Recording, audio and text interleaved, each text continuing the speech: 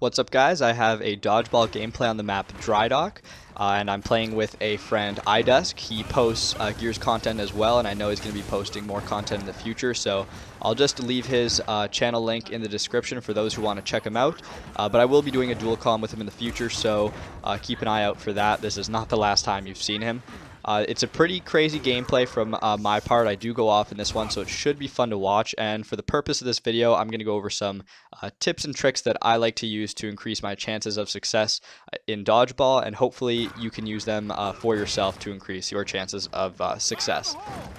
The first thing I want to say about dodgeball is that I think it's supposed to be a more laid-back game type with all sorts of surprises and swings, and that's important to mention just because it's a little bit harder to anticipate or determine if you are in line to win a round or whatnot.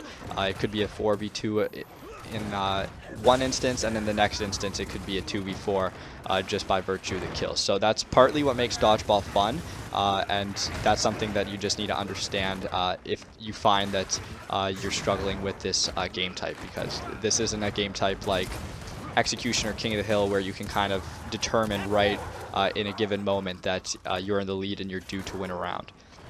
But now on to some of the tips that you can utilize nonetheless. The first relates to aggression. I think that dodgeball is a game type that allows you more so than others to be aggressive with less of a penalty.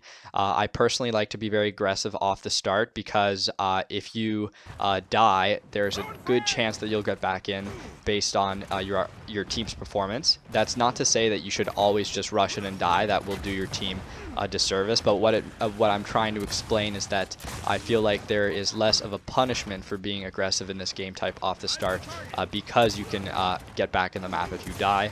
And often players who are aggressive at the beginning of matches are rewarded with a whole host of advantages like power weapons and map control. So that's something to keep in mind in dodgeball is how aggressive you are, at least at the start of a match.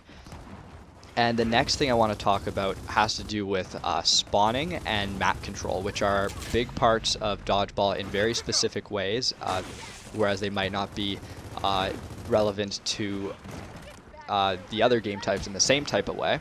So starting with spawns. The spawning in dodgeball is a little bit funky, to say the least. You spawn in close proximity to your teammates, and that's important to know for a few reasons.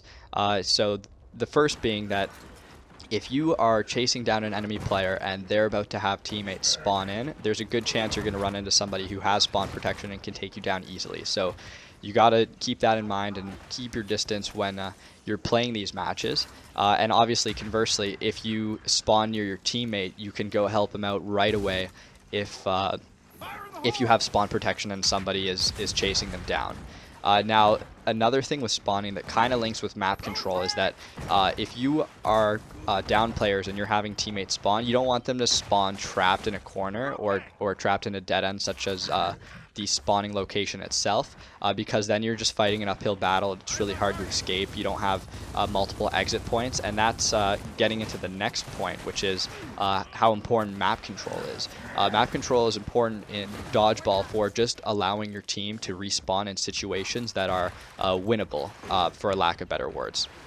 You don't want your teammates spawning in these shitty situations, or yourself, where you can just be easily killed because you were hanging back too much. So I often find that if you're the last player or one of the last players alive, it's good to go to parts of the map where you can allow your teammates to spawn and have options as to where they want to go. So where you see me right now on the map, that's a good place, I'd say, for spawning teammates in the game.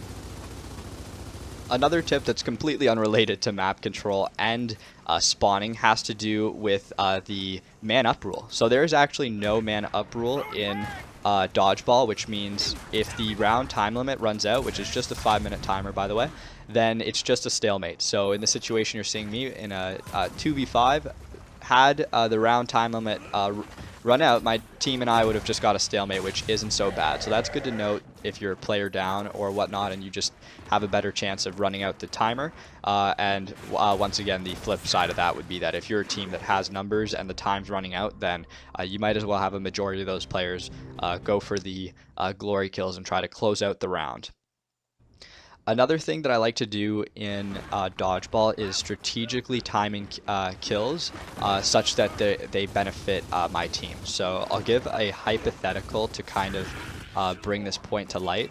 If it's a 5v5 and you run in and you have downed an enemy player and your friend across the map has also gone down, or you know they're going to die, you should allow your teammate to die first. It's weird to say that, but by doing that, it would essentially be a 4v5 on your end, and then you finish off the person you had downed, and it will be a 5v4 to your advantage. And that's because you have essentially waited to get that the second kill of the match there, and that will pull your teammate back in. Whereas if you are just running in and killing people without thinking too much about it, then you might rob your teammate of a chance to get back in the match. So with Dodgeball, it's a little tricky like that in the sense that it's not always the best option to kill the enemies super fast and right away. But that's something that you'd have to be a little bit more calculated for and have time to really make that decision.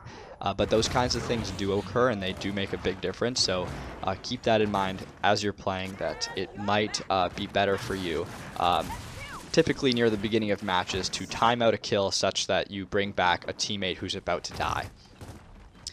The next tip I want to go over is just being fast. If there's a game type to jack kills in, barring the tip I just gave before, this is the one. Because there's a 5-second respawn timer, dilly-dallying with kills is really not advisable in this game type, and performing executions is not advisable either, because the kill does not register until an execution ends. So if the enemy team has killed one of your players and you decide to go execute him, then the other team is probably going to meet that 5-second timer and get their teammate back in. Just a small anecdote, I was literally playing a match and we had gunned a guy down, but not before he had killed one of our players. So my teammate goes and pulls out his pistol and Y buttons him, and he's just beating him. And because of that, the other team had somebody spawn in, and eventually they won that round. So that's a good example of why you don't want to be taking forever or using executions in this game type. Now, if you want to use an execution because you know they're not going to get any respawns and it's the last player, knock yourself out. But more often than not, I think it's just safer to quickly get the kill, jack the kill. Don't wait for teammates to pick up the kill, because if you do, you're potentially giving the other team a window to get back into the game. So the element of surprise is another huge thing in Dodgeball. I like to think of Dodgeball as kind of execution on training wheels, in the sense that if you're playing the match, all you have to do is get one kill and survive for 5 seconds, and then you have somebody else who you can kind of shift the blame to if the round doesn't go your way. But in all seriousness, you bring in teammates, which makes it easier. So it's not like execution where you are the only one and you have to take out everybody who's left. So using the element of surprise in Dodgeball is obviously a huge deal, because you can often get off a kill and then just survive 5 seconds and get somebody else back in the game, and suddenly it's a whole different game. So keep that in mind if you're the last person. There's really no reason to go into hero mode. This isn't a game type where if you get one kill in a 1v5, you want to be going for those extra kills where people are fighting you. It's often preferable to be kind of a hit and run person, get the kill, get out of there, and like I said before, it's a different game. So yeah, bottom line, don't go into hero mode and try to take out everybody when you are the last person. One of the final tips I want to share is for closing out rounds safely. This is a game type where if you have a man advantage, splitting up and providing the enemy team with 1v1s is not necessarily the best option, whereas in execution it might be valuable to run a flank and cut somebody off.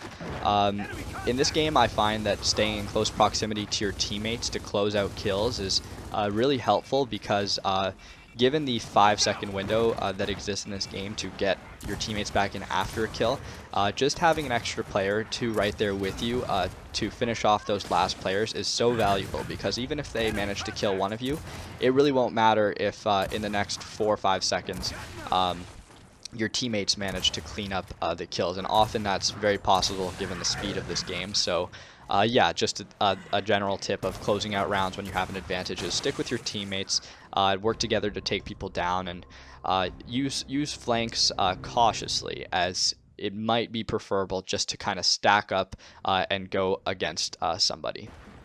So that's actually going to cover it for my tips for Dodgeball. Hopefully some of those are helpful and insightful for all of you. I'm sure you have some tips of your own, so please share them with me. I hope these are helpful, and I'll be putting out more videos in the future. Hopefully I can bump up the amount of content that I put out, since I'm only doing about a video a week. You are watching the final round. I am taking my own advice and kind of using the element of surprise here.